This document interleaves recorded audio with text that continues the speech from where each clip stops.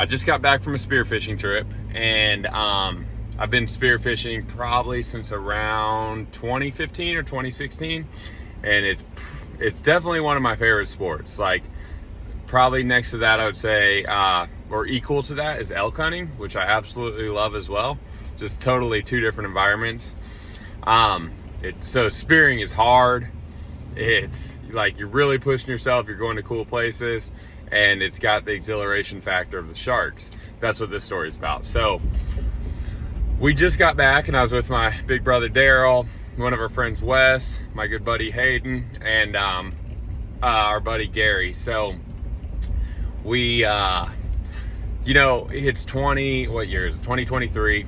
Supposedly, like, shark attacks have been up a lot this year, but it's also been really hot. So we're trying to figure out, like, I'm curious if are people just spending more time at the beach, and therefore it's just more exposure, or kind of what's going on. So we go to a place that I've speared at.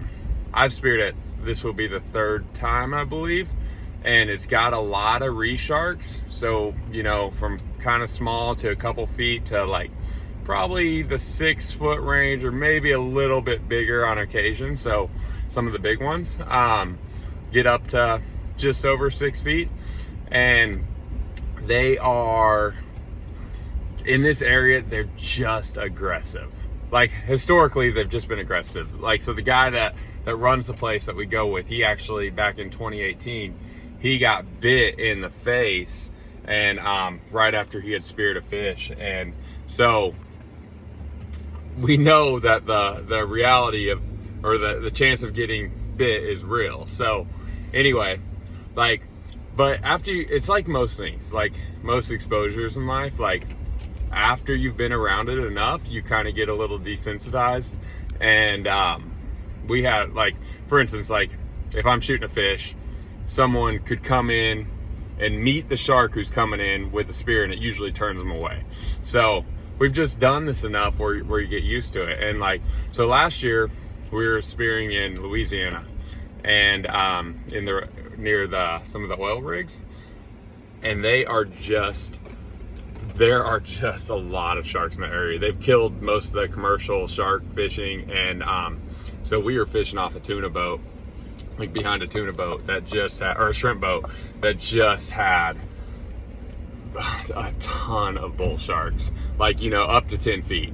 And like, when you would dive down and clear the murky layer, which is the top layer of the water, you just open up and you could just see bull sharks as far as you could see. So, and they would even bite into your spear, but their body language was just not, it was like they were relaxed, the spear tips are shiny, you could poke them off, they responded well. So you just kind of get used to that. And once you've been around it enough, you kind of know how to, or you think you know how to, deter a shark attack. So on this occasion, this is my buddy Hayden's first trip, and everyone's always anxious about the sharks at first, like, and I was too. I'm no exception to this. So we were fishing probably 45 foot depth, and this is free dive stuff. So you're breathing up, holding your breath, you're diving down when you identify a fish. Sometimes you'll do blind dives where you're just looking for fish, and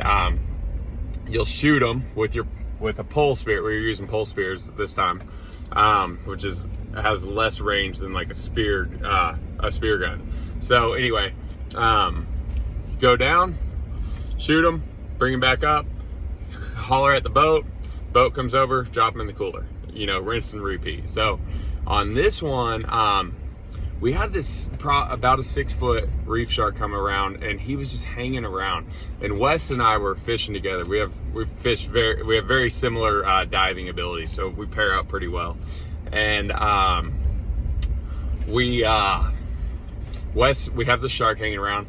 Wes sees a grouper that is just kind of hanging out by this coral head, which is like a taller piece of coral. And so he looks over at me, he's like, "Hey, watch me poke the shark off." He doesn't say this, but just all through body language, "Hey, keep an eye on me and poke the shark off. I'm gonna go shoot this grouper." And I was like, "I gotcha," signal back. And so anyway, he Let me pull him to the shade here. So he goes down. This grouper's hanging out right by this chunk of coral, and Wes shoots it. It goes into the coral, which happens often, so he's having to like fight it back, causing a lot of commotion and vibrations through the water. And right after that, this thing, I see this this reef shark just flip a U-turn, just coming right in. So Wes is probably maybe at this point, like, let's just say like 25 feet of water. It wasn't that deep. And I dived down to meet the shark.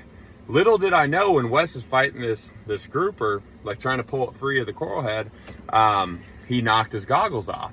And so he's completely blind at this point. And so I go down to meet this reef shark, and as I do, it just grabs the end of my spear.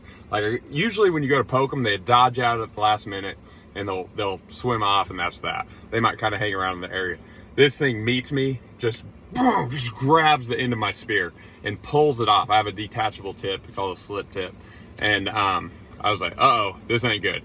So we make it up to the surface, and we're swimming backwards. We're only 20 yards from the boat. Everyone else is on the boat at this point because we were getting ready to move spots. And another shark comes out of nowhere, and they're both like kind of on our fin side. So we're swimming backwards, like towards the boat.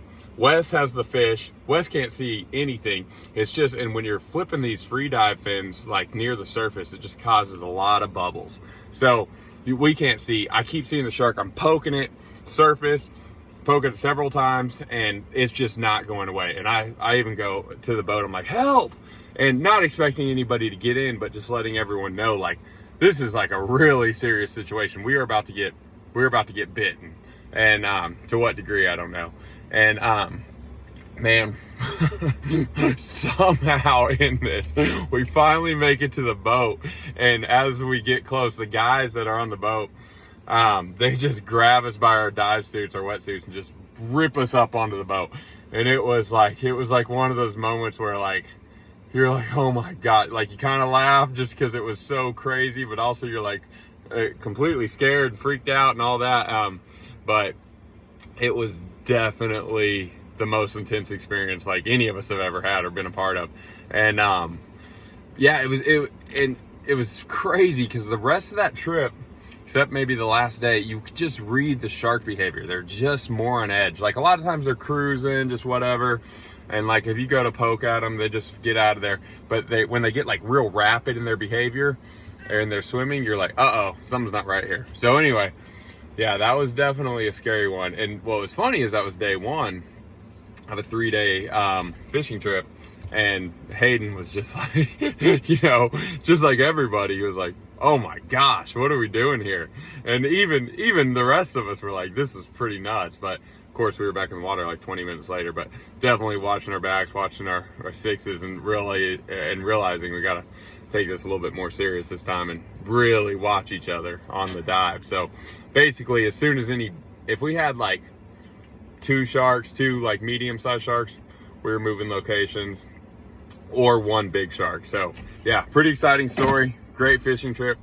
I'll see if I can attach a couple photos. We got some pretty good groupers, some jacks, lots of lobster. So yeah, all right.